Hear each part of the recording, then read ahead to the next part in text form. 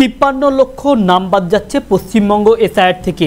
এখনো পর্যন্ত কমিশনের রিপোর্ট, এই 53 লক্ষর মধ্যে কত লক্ষ হিন্দুর নাম বাদ যাচ্ছে, কত লক্ষ মুসলিমদের নাম বাদ যাচ্ছে, সংখ্যার নিরিখে কাদের নাম বেশি বাদ যাচ্ছে, হিন্দুদের না মুসলিমদের। আজকে থাকবে কমিশনের এই রিপোর্টটা নিয়ে বিস্তারিতভাবে আলোচনা শুরু করার পূর্বে আপনাদের কাছে একটা রিকোয়েস্ট, ভিডিওটিকে অবশ্যই একটি লাইক করে জনস্বার্থে শেয়ার করবেন বেশি বেশি। ইতিমধ্যে পশ্চিমবঙ্গ এসআইআর শুরু হয়েছে বা এখনো পর্যন্ত যে রিপোর্ট, প্রায় সকলেই এনুমারেশন ফর্ম জমা দিয়েছেন। তবে নির্বাচন কমিশনের রিপোর্ট মোতাবেক প্রায় 52 থেকে 53 লক্ষ নাম বাদ যাচ্ছে পশ্চিমবঙ্গ এসআইআর থেকে। তবে তার আগে আপনাদেরকে জানিয়ে দিই, পশ্চিমবঙ্গে এসআইআর শুরু হওয়ার পর থেকেই বারবার বিজেপি নেতারা দাবি করেছিল প্রায় 1 কোটিরও বেশি নাম বাদ যাবে পশ্চিমবঙ্গ থেকে, এবং বারবারই একটি জিনিস উঠে আসছিল যে মুসলিমদের নাম বেশি বাদ যেতে পারে, কারণ তারা বাংলাদেশ থেকে এখানে এসেছে। তবে হিন্দুদের নাম বাদ গেলে তাদের আবার সিএতে আবেদনের সুযোগ থাকবে, এ নিয়ে একটা আতঙ্ক বেড়েছিল গোটা রাজ্য জুড়ে। তবে এখনো পর্যন্ত নির্বাচন কমিশনের তরফ থেকে যে রিপোর্টটি, সেখানে দেখা যাচ্ছে যে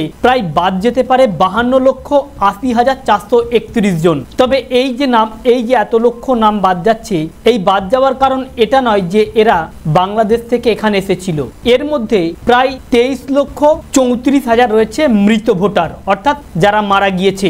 এখনো পর্যন্ত 9 লক্ষ ভোটারের কোনো রকম খোঁজ পাওয়া যায়নি। অন্যদিকে 18 লক্ষ ভোটার স্থায়ীভাবে অন্যত্র চলে গিয়েছে। তবে এবারে এর মধ্যে কৌতূহলের বিষয় হচ্ছে যে এর মধ্যে কতজন হিন্দু এবং কতজন সংখ্যালঘু ভোটার বা মুসলিম সম্প্রদায়ের মানুষ রয়েছে। এ ব্যাপারে কমিশনের কাছে প্রশ্ন করা হলে কমিশনের কাছ থেকে কোনো স্পষ্ট উত্তর পাওয়া যায়নি। কতজন অনুপ্রবেশকারী এই তালিকায় রয়েছে তাও স্পষ্ট নয়। অন্যদিকে আবার বাংলায় গেরুয়া শিবিরের অনেকের ধারণা ছিল যে সংখ্যালঘু অধ্যুষিত এলাকা থেকে প্রচুর ভোটারের নাম বাদ যাবে, অর্থাৎ সেখানে অসংগৃহীত ভোটারের সংখ্যা কম হবে।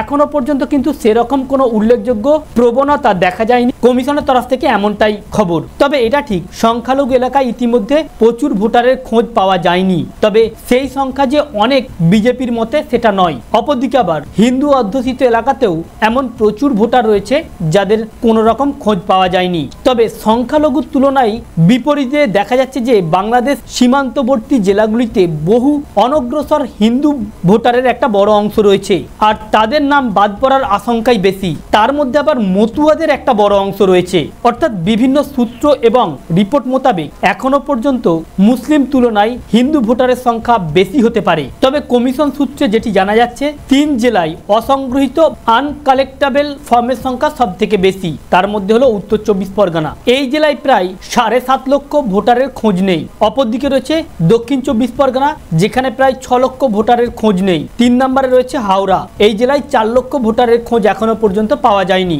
তবে পশ্চিমবঙ্গ এসআইআর এখনো পর্যন্ত যে রিপোর্ট, সে রিপোর্ট অনুপাতে যে বাংলাদেশ থেকে এসে রয়েছে অথবা অন্য কোনো দেশ থেকে রোহিঙ্গারা এসে রয়েছে, এমন সংখ্যা খুব সীমিত।